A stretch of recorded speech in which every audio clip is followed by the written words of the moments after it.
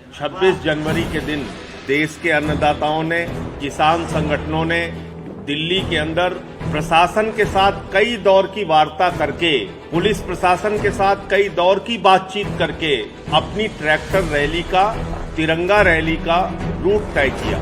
और उसके बाद कल जो दुर्भाग्यपूर्ण घटना हुई उसको भी हम लोगों ने देखा कि किस प्रकार से आंदोलन में पहली बार हिंसा देखने को मिली।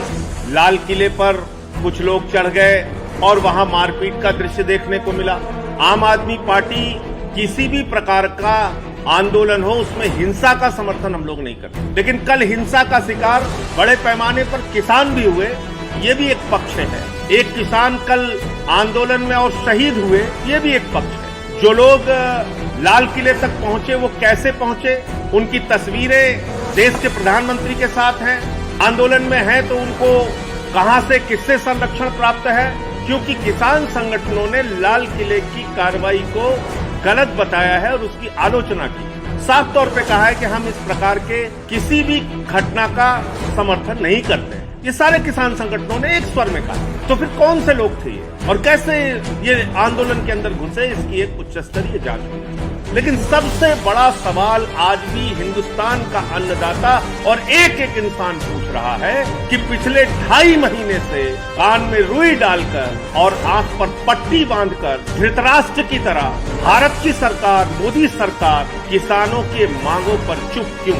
किसानों के ऊपर लाठियां चलाई जाती हैं, उनके ऊपर कड़कते ठंड में पानी की बौछारें की जाती हैं, 75 साल के बूढ़े किसानों की आंखें फोड़ दी जाती हैं। पिछले 2.5 महीने के अंदर 125 किसान शहीद हो जाते हैं, उनकी जान चली जाती है इस आंदोलन में। उनकी पीड़ा सुनने वाला कोई नहीं, उनकी तकलीफ सुनने वाला कोई नहीं। और 2.5 महीने से वो एक ही गुहार लगा रहे हैं, एक ही निवेदन कर रहे हैं, एक ही विनती कर रहे हैं कि प्रधानमंत्री जी कृपा करके ये 3 काला कानून वापस ले। देश की पार्लियामेंट में भी हम लोगों ने अनुरोध किया, विनती की, प्रार्थना की, और देश का अन्नदाता, देश का किसान पिछले 2.5 महीने से यही बात गिड़गिड़ा कर, गुहार लगाकर, रोकर, बिलख कर, तमाम कठिनाइयां और दुश्वारियां झेलकर भी कह रहा है कि ये 3 काला कानून वापस ले।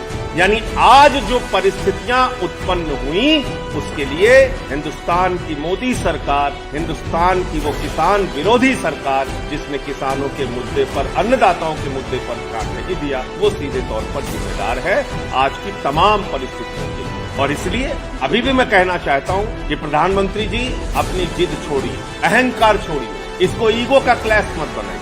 देश का अन्नदाता आपसे इन 3 किसान बिलों को वापस करने की मांग कर रहा है, आप उनकी मांग मान लीजिए और ये तीनों काला कानून वापस ले लीजिए। जहां तक आम आदमी पार्टी का प्रश्न है, हम लोगों ने संसद से सड़क तक इस काले कानून का विरोध किया है। हमारे नेता अरविंद केजरीवाल जी ने हमेशा किसानों का साथ दिया है और एक एक कार्यकर्ताओं का आह्वान किया है कि वो किसान आंदोलन के साथ खड़े हों। 29 तारीख से संसद का सत्र भी शुरू होने जा रहा है और उस संसद के सत्र के दौरान भी किसानों की आवाज आम आदमी पार्टी की ओर से संसद में गूंजेगी, ये मैं आश्वस्त करना चाहता हूं और ये बात मैं आप लोगों के साथ शेयर करता हूं।